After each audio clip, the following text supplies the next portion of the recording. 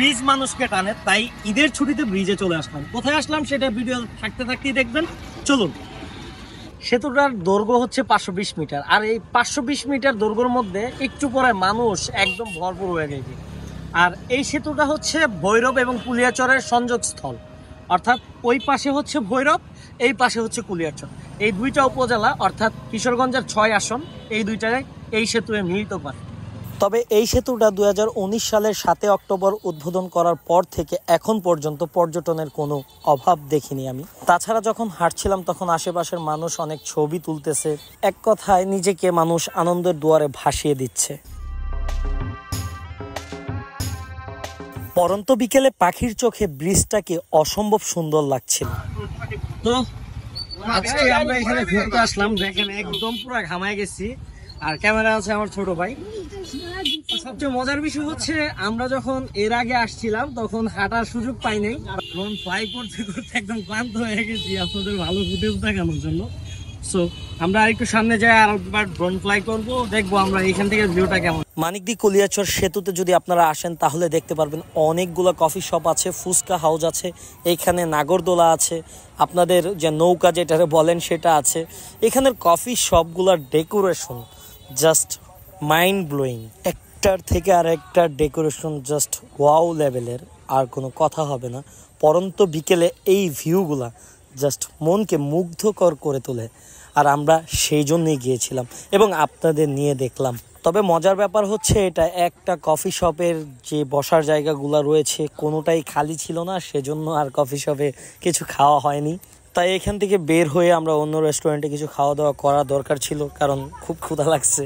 After all অনেকক্ষণ ধরে হাঁটছি, আমরা কোনোটাই না খাওয়া গুটুকে টুকে বাইরে যেতেছি।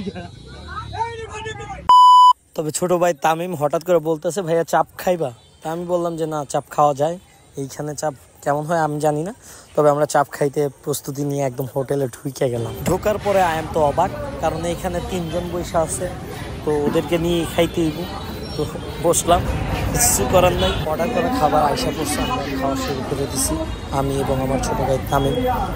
তো খাচ্ছি আর ফোন টিপতেছি, কারণ সালাডটা দিতে দেরি করছিল। আর হ্যাঁ, আরেকটা অ্যানাউন্সমেন্ট আছে, আমরা দুই ভাইয়ের একটা ইউটিউব চ্যানেল এবং একটা ফেসবুক পেজ হবে, সেটার নাম হবে দুই ভাই। কেমন হবে সেটা আপনারা কমেন্ট করবেন। খাওয়ার পরে চলে আসলাম নাগরদোলায় উঠবো।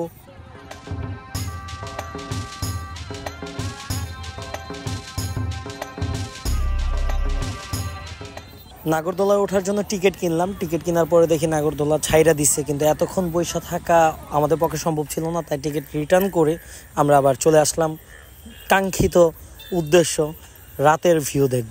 চলুন আমরা সেটাই দেখি আগে। সত্যি বলতে ব্রিজের পাশ ঘিরে যেই কফি শপ, ফুচকা শপ এগুলো হয়েছে, এগুলো লাইটিং এবং তাদের লুক জাস্ট অসাধারণ, মাইন্ড ব্লোয়িং।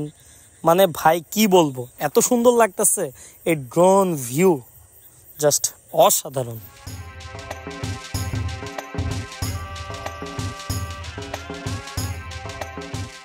তো ভাবছিলাম অনেক মানুষ হইব, কিন্তু তেমন বেশি মানুষ পায় নাই, তারপরও যে পরিমাণ হয়েছে এই জায়গায় ফোনের নেটওয়ার্কই পাইতেছে।